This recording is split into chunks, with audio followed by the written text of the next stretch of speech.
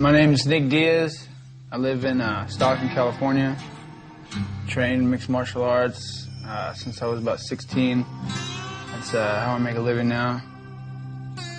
Just do Gracie Jiu-Jitsu, MMA, and professional boxing. When I went to high school, it was really bad, yeah. Gangster, my high school. Gangster. There's a lot of gangbanging going on at one point in time. My mom put me in karate when I was little.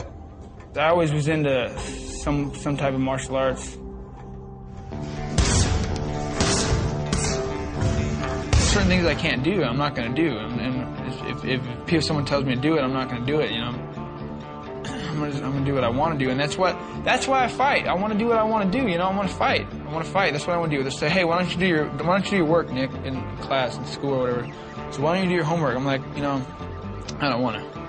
I couldn't figure out why. I just can tell you right now, I don't want to, so I'm not going to. And then when I found out what I wanted to do was I wanted to train jiu-jitsu. That's what I want to do. I want to tap people out and train jiu-jitsu. What do you want to do? I want to fight. That's what I want to do, so that's what I'm going to do. Without a doubt, Nick Diaz is one of the best athletes in MMA today. He's like a prodigy of the sport, you know. Every sport he does, he excels at. Whether it be wrestling, jiu-jitsu, he's a pro boxer. He's good at absolutely everything. First-timers, welcome. Veterans, go at it. You know what you got ahead of you, and good luck to everyone competing today. 18th annual Lineman Triathlon.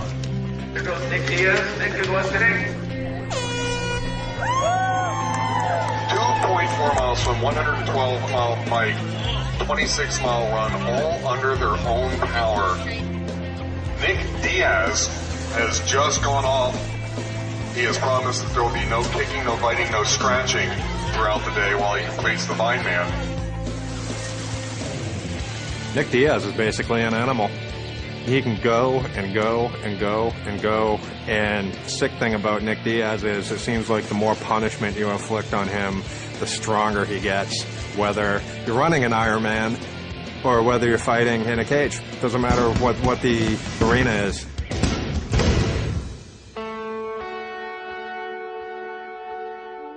I train harder than anybody I've ever met, anybody I've ever known, especially doing MMA. I think that triathlons help a lot. The race takes, you know, a good 10, 11 hours. And it just, the whole time I'm just out there, you know, going. I just trying to, you know, take my fitness level to another level. I'm more of an endurance athlete. He's had to work for everything he's got. Not the most favorable circumstances growing up. I'd be willing to bet that he's been in 1 or 2 street fights before. Hence the chip on his shoulder. And he brings something to the ring that I think is the most important factor you could ever bring in the ring when faced with fighting an opponent, and that's confidence. He is the most confident fighter I've ever seen. Nick Diaz has been with Cesar Gracie's California-based jiu-jitsu camp for 8 years. During that time, he's fought the toughest MMA competitors he could find, compiling a string of spectacular wins. In his last fight, he knocked out Takanori Gomi in one of the most memorable bouts in MMA history.